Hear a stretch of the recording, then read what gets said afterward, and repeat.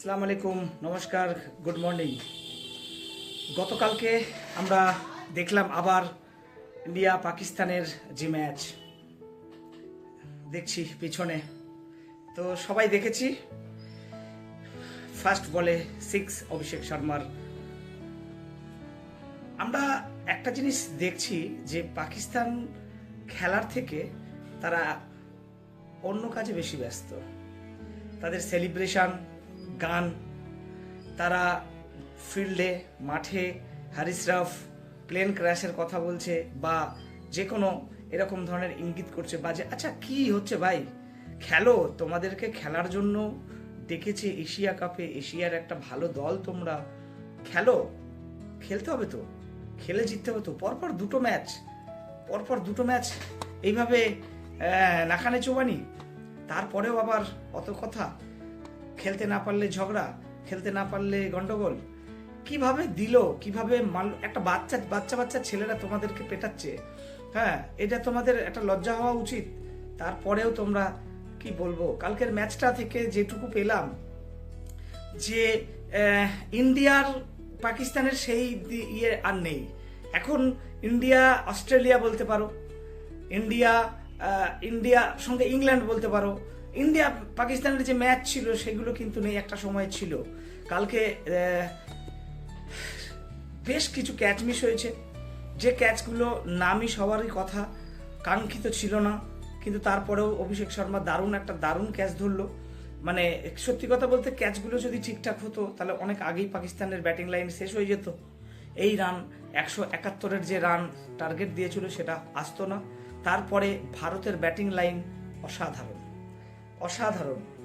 ভারতের batting line up যদি কেউ খেয়াল করে দেখে তাহলে দেখা যাবে যে 8 নম্বর পর্যন্ত ব্যাটসম্যান রয়েছে এবং তার মধ্যে 3 জন অলরাউন্ডার রয়েছে, ভালো অলরাউন্ডার, ওয়ার্ল্ড ক্লাস অলরাউন্ডার। তো ইন্ডিয়ার যে টিম আজকের ডেটে, ইন্ডিয়া তো ফাইনাল খেলছে এশিয়া কাপের, এখন দেখা যাক প্রতিপক্ষ কে হয়। তার সাথে সাথে আমি বলবো যে পাকিস্তানের জন্য যে মেসেজটুকু থাকবে, তোমরা তোমাদের ট্যালেন্টের অভাব নেই, তোমাদের জন্যও আমি বলবো ট্যালেন্টের অভাব নেই, কিন্তু তোমাদের বদমাইশি বুদ্ধির জন্য তোমরা পিছিয়ে পড়ছো। যে দেশগুলো বদমাইশি বুদ্ধি বেশি রাখবে, তারা রেসপেক্ট করবে না খেলাকে, তারা কিন্তু পিছিয়ে পড়বে। হ্যাঁ, কিভাবে 6 মারলো হারিস রাফ তো মানে মাঝে মধ্যেই উত্তেজিত হয়ে যায়। আরে আবরার গত আগে টি-20 ওয়ার্ল্ড কাপে আবরার যে উত্তেজিত হতো, এখন দেখলাম ও যে এই যে সেলিব্রেশন করতো, এখন তো চশমা পরে কি ওই সেলিব্রেশন করা যাবে? তো আবরার শান্ত হয়ে গেছে, ঠান্ডা হয়েছে কিছুটা।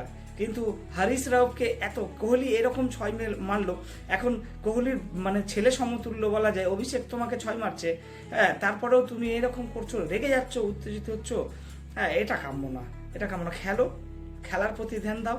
তোমরা তো খেলাটাকে 10 গানে রূপান্তরিত করে দিয়েছো।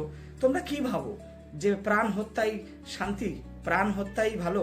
তোমরা যেটা করলে ইন্ডিয়াতে, যেটা করো বারবার, পেহেলগাম থেকে শুরু করে যত মানে কাশ্মীরে যেভাবে অঘটন ঘটাও বা ভারতবর্ষের বিভিন্ন জায়গায়, সেটাকে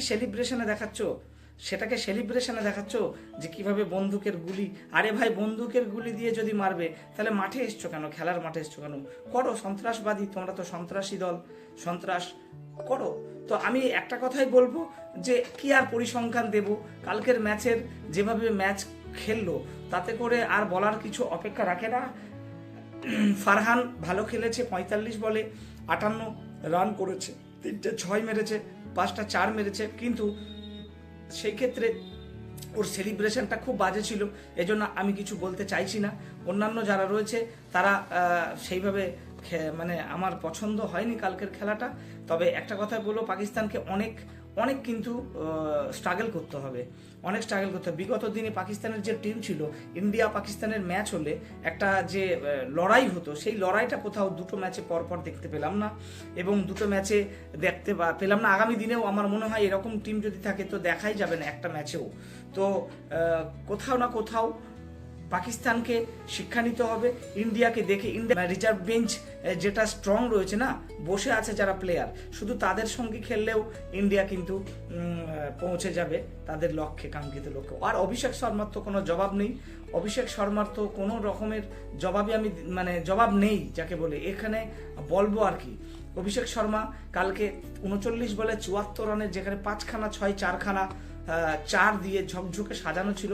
শুভমান গিলের একটা প্রবলেম হচ্ছে, বারবার দেখছি যে ওমানের সঙ্গেও দেখলাম বারবার ওই ইনসাইড যে সুইংয়ে সে কিন্তু বিধ্বস্ত হচ্ছে। অর্থাৎ পেস বোলিং যখন খেলছে তখন ব্যাটের মধ্যে তার একটা গ্যাপ থাকছে, এবং ইনসুইং বলগুলো যেগুলো ভিতরের দিকে চলে আসছে সেটাতে কিন্তু সে বুঝতে না পেরে বোল্ড হয়ে যাচ্ছে। এই বোল্ড হওয়াটা খুব একটা ভালো দিক নয়। তার সাথে সাথে সূর্যা কুমার যাদব, আমি কি বলবো, ক্যাপ্টেন ইন্ডিয়ার, একটা দায়িত্বপূর্ণ মানুষ হয়ে খেলা উচিত। সেইখানে এই যে বলটা হলো, এখানে অপোজিট উল্টো দিকে দেখাচ্ছে, একদম ইনসুইং করে কিন্তু ভিতরে বলগুলোকে খেলতে পারছে না, অর্থাৎ গ্যাপ থেকে যাচ্ছে। সূর্যা কুমার যাদবের কোনো দায়িত্ব আমি দেখতে পাচ্ছি না। তিলক বর্মা খুব ভালো একটা খুব ভালো টেম্পারমেন্ট দিয়ে খেলছে, যাকে বলে তিলক বর্মা যে স্টাইলে ব্যাট করে সেই স্টাইল থেকে একটু হাটকে কোন সময় কীরকম ইনিংস বিল্ড আপ করতে হবে।